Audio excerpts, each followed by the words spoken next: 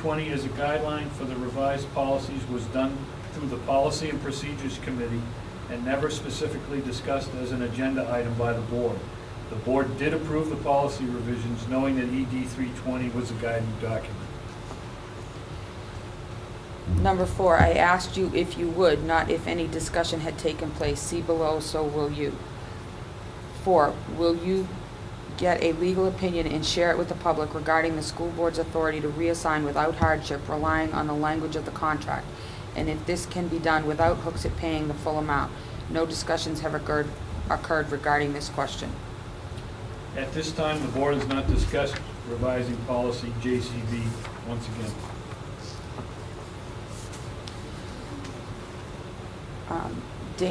David Pearl's email to Chairman Dana Argo on 12/30/2011.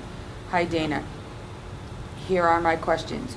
Do you agree that the school board could remove policy JCB and reassign students to other high schools without proving hardship and without paying full tuition? If not, why? I do not agree. In the past, the board did not make the decisions to reassign students on a case-by-case basis, as the contract states. The decisions to reassign were admittedly made without good, solid reasoning, as the requests were few and far between.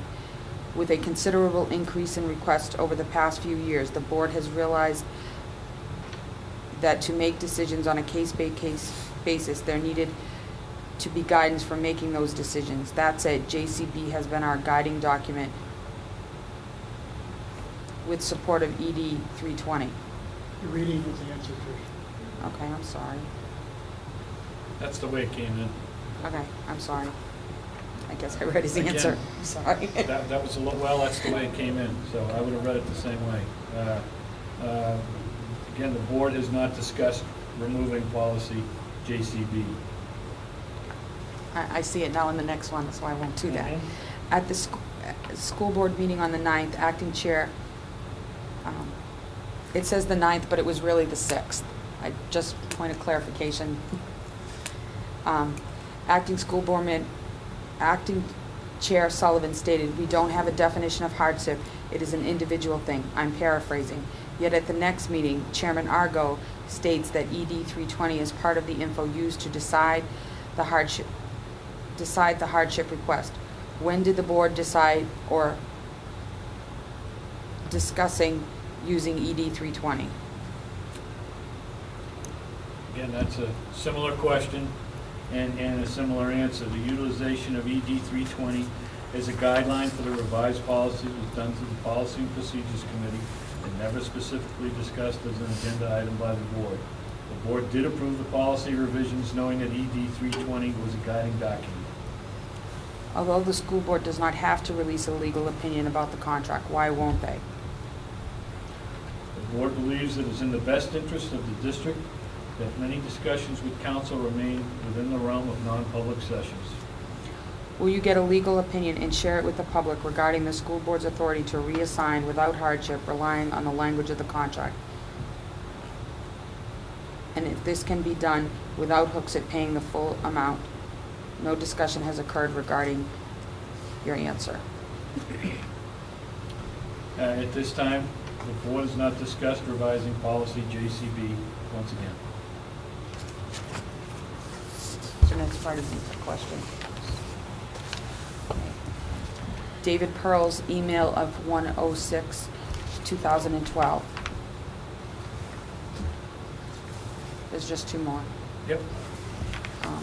This is the 9:25 a.m. Email. Yep. At the 1/3/12 school board meeting, while a citizen was asking the board if they had consulted legal counsel, at 11:17 something from Facebook, Dr. Littlefield inferred the board's legal counsel is the one that negotiated the contract. So the question is, if your lawyer negotiated the contract and you have retained the same lawyer for the last 8 years, while you have had a consistent policy of sending students out of district, what precipitated the change now?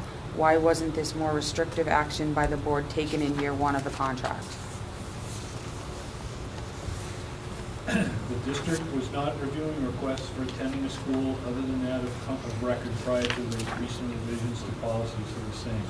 The District was granting approval without review based on the contractual guidelines. With the revised policies, clear guidelines are now in place to ensure review on a case-by-case basis can be undertaken, and proof of review on a case-by-case basis can now be provided in the event questions arise. A more clear and definitive policy should have been put in place at the beginning of the contract. That said, the board feels that regardless of the time frame, a clear and definitive policy needed to be put in place. The January 6, 2012 email from David Pearl to Chairman Dana Argo. Actually, this one was to the entire board, at 12:21. Chairman Argo, when asked at the 1/3/12 meeting by a citizen if you had asked legal counsel about the policy, you stated, "I can tell you we have discussed the policy with counsel, but not the individual requests." So you have discussed the school board's policy, the school board's publicly known policy with counsel. Why can't you share with us their opinion about the publicly known policy, not the individual cases, but the general policy? Again, the board believes it is in the best interest of the district that many discussions with council remain within the realm of non-public sessions. I believe those are all the questions that we had.